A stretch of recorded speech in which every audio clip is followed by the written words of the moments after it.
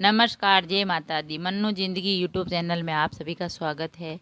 Friends, हम जानेंगे कि 29 जनवरी को तिल चतुर्थी पर ज़रूर सुने ये कथा, तभी मिलेगा व्रत का पूरा फल। तो 29 जनवरी को है तिल चतुर्थी। इसका व्रत करने से, कथा सुनने से हमें बहुत ही पुण्य मिलता है और व्रत करने के बाद कथा ज़रूर सुननी चाहिए, तभी फल मिलता है व्रत का पूरा। तो माघ मास के कृष्ण पक्ष की चतुर्थी को तिल चतुर्थी का व्रत किया जाता है। इसे संकष्टी चतुर्थी और संकटा तिल चतुर्थी के नाम से भी जाना जाता है। इस व्रत में भगवान श्री गणेश और चंद्रमा की पूजा की जाती है।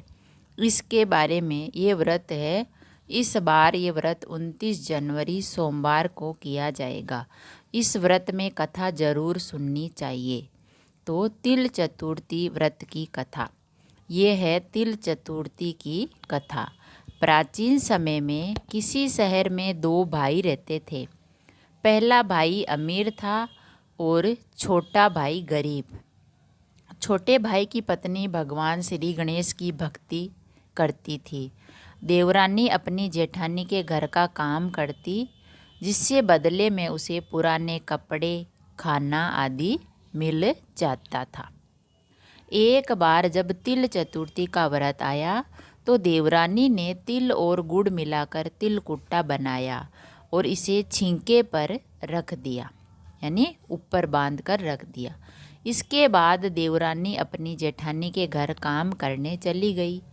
उसे लगा कि आज उसे वहाँ से पकवान मिलेंगे, अच्छा खाना मिलेगा, लेकिन जेठानी ने उसे सुबह की बासी रोटी देकर भेज दिया। ये देखकर उसके बच्चे रोने लगे और पति भी आग बबूला हो गया।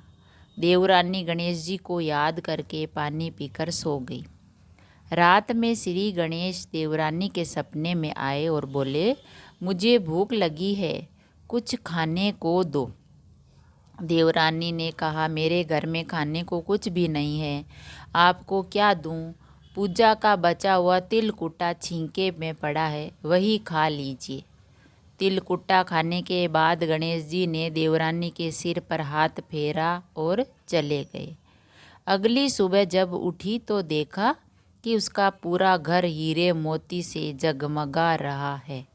उस दिन देवरानी अपनी जेठानी के घर काम करने नहीं गई। तब खुद जेठानी उसके घर आई तो देखा तो उसका घर तो हीरे मोतियों से जगमगा रहा है।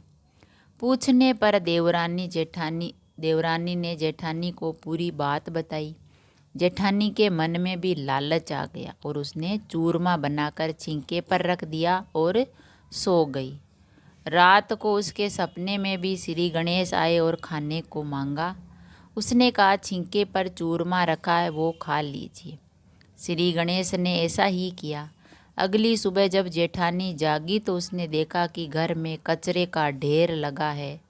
जेठानी को घर साफ करने की कोशिश की, लेकिन सफल नहीं हुई, उसका घर साफ नहीं हुआ।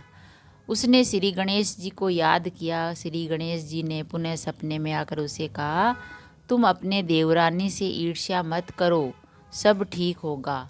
इसके बाद जेठानी ने देवरानी से ईर्ष्या नहीं की और सब ठीक हो गया।